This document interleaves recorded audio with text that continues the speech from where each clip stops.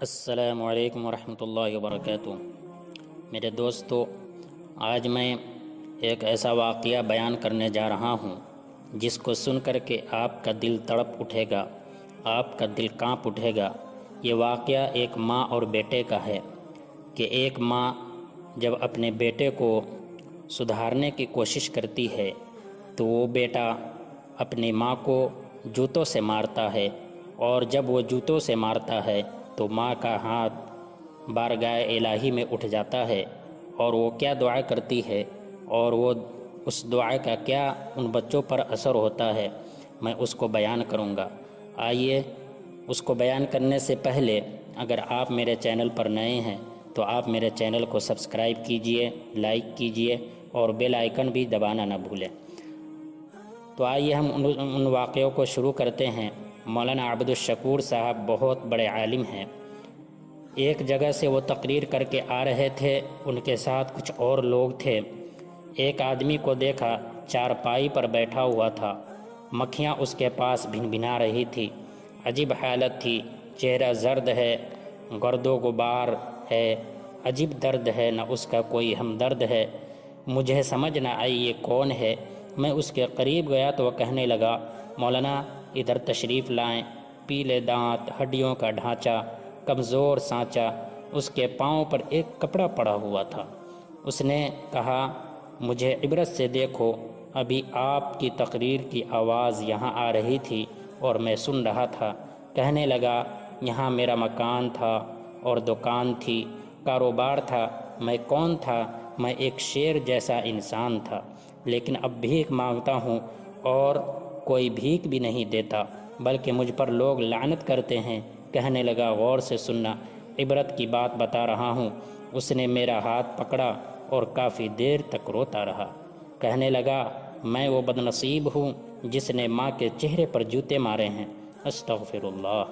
کہنے لگا، ایک رات اپنے بد کردار گنڈے دوستوں کے ساتھ سنیما دیکھنے گیا۔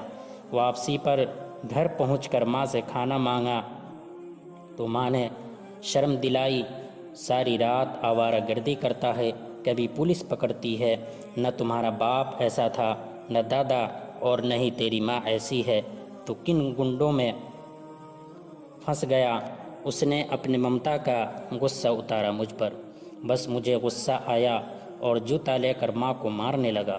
اس مار میں 2 جوتے اس کے منہ پر لگے۔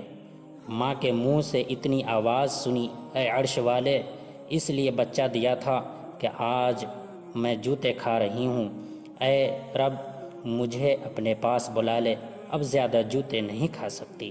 اے رب، جس نے ماں کے منہ پر جوتے مارے، اس کتے کو تو دنیا اور آخرت میں برباد کر دے۔ کہنے لگا، اس وقت ماں کی ان باتوں کو سن کر میں سو گیا۔ رات کو پاؤں میں ایک درد اٹھا، پاؤں لرزنے لگا، صبح تک پاؤں سوج کر بہت موٹا ہو گیا۔